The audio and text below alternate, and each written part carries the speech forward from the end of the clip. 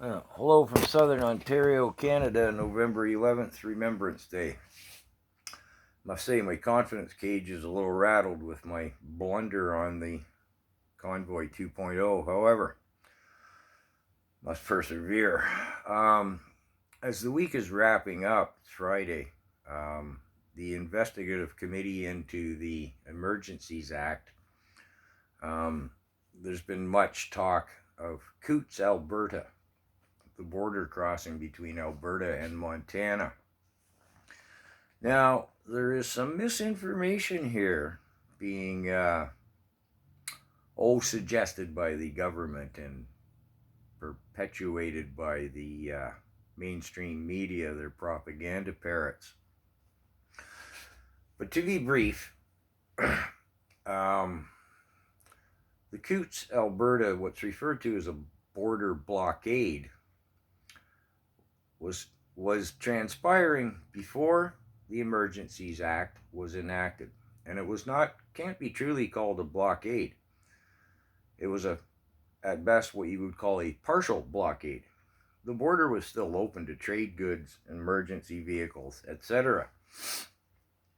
But it was becoming an increasingly popular rallying point for the protesters in Alberta. And the long short of it is the RCMP closed the road. That's right, the RCMP blockaded the road. They didn't want more protesters coming to the site.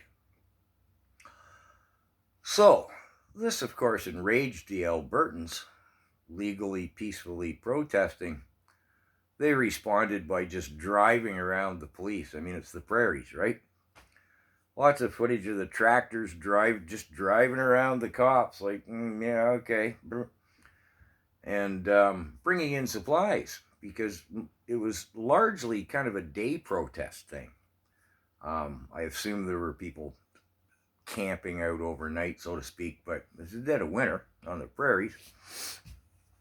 So now the protesters are stuck in there without supplies.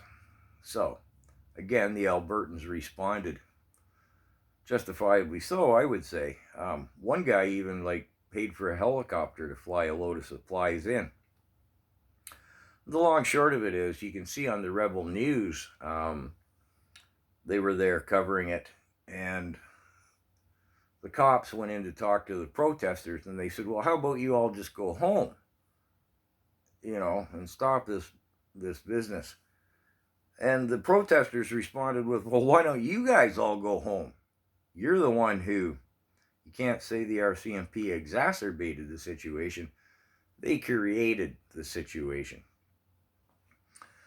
You have to watch hours of jury testimony at the Emergencies Act inquiry to really see that, so I just thought I'd summate it. Excuse me. I'd made a video about this at the time. A further point I'd like to make is the government, the regime, and their propaganda parrots are once again trying to tie in those smuggled items. Said items. For the sake of censorship, I won't use the appropriate words. Well, it's proven, accepted fact, CSIS, PRCMP, etc., that those smuggled items had nothing to do with the convoy. And nor Diagolon and the time-traveling, hallucinogenic-eating goat. And yet, they're trying to make it sound like they're intertwined. They weren't. Don't buy it.